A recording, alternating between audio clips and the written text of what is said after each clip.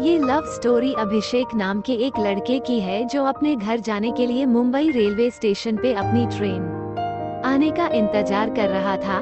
तो चलिए हम जानते हैं कि अभिषेक की प्रेम कहानी की शुरुआत कैसे हुई। ये कहानी शुरू होती है अभिषेक से। वो अपनी बहन की शादी में जाने के लिए मुंबई रेलवे प्लेटफॉर्म पर अपनी ट्रेन आने का इंतजार कर रहा था कि तभी एक लड़की उसके पास आकर पूछती है, ये मुंबई से हावड़ा जाने वाली ट्रेन कितने बजे तक आएगी?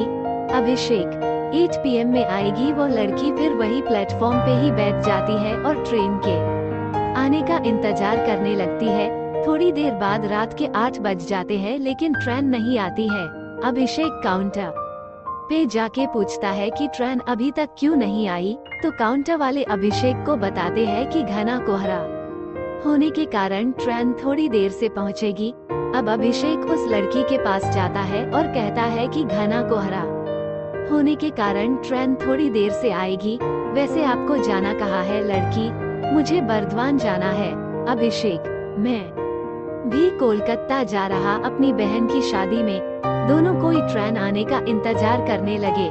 दिसंबर का महीना था और ठंड काफी अधिक थी। अभिषेक ने देखा कि वो लड़की ठंड से खुद को सिकोड़ रही होती है। अभिषेक 2 चाय लेकर उसके पास जाता और कहता है, ठंड थोड़ी ज्यादा है, क्या आप चाय पीना पसंद करोगी? लड़की, थैंक यू। अब दोनों कोई चाय पीने लगते हैं। अभिषेक, मेरा नाम अभिषेक है, वैसे आपका नाम क्या है? लड़की, मेरा नाम अंजलि है। अब रात के 11 बज गए लेकिन ट्रेन नहीं आई। अभिषेक ने अंजलि से कहा कि चलो हम वेटिंग हॉल में जाकर बैठते हैं, यहाँ पे ठंड भी बहुत लग रही है। दोनों कोई हॉल में जाकर बैठ जाते हैं। थोड़ी देर बाद अंजलि सो जाती है। अब अभिषेक की आंखें अंजलि को ही देख रही होती है। अंजलि की गुलाब की पंखुड़ियों जैसी होठों और उसका मासूम से चेहरे को देखकर अभिषेक के दिल में कुछ होने लगा। अभिषेक ने खुद को संभाला और अंजलि की तरफ से अपनी नजरें हटा ली। रात के 2 बजे ट्रेन प्लेटफॉर्म पे आती है। अभिषेक तुरंत जाकर अंजलि को उठाता है और फिर दोनों कोई ट्रेन में जाकर बैठ जाते हैं। अंजलि अभिषेक से पूछती है, आप मुंबई में क्या करते हो? अभिषेक, मैं एक कंपनी में सेल्समैन की जॉब करता हूँ। और आप क्या करते हो? अंजलि, मैं अभी मुंबई से होटल मैनेजमेंट की पढ़ाई कर रही हूँ। दोनों एक दूसरे से बातें करने लगे और बातों ही बातों में अंजलि ने अभिषेक से पूछा कि क्या आपकी शादी हो गई है? अभिषेक मुस्कुराते हुए कहता है, नहीं, अभी तक तो नहीं हुई। अंजलि, आपकी कोई गर्लफ्रेंड? अभिषेक, नहीं, मेरी कोई गर्लफ्रेंड भी नहीं है। वैसी कोई लड़की मुझे मिली ही नहीं। अंजलि, कैसी लड़की चाहिए आपको, जरा हमें भी बताइए। अभिषेक, बिल्कुल आपकी जैसी अंजलि, मेरी जैसी ही। क्यों?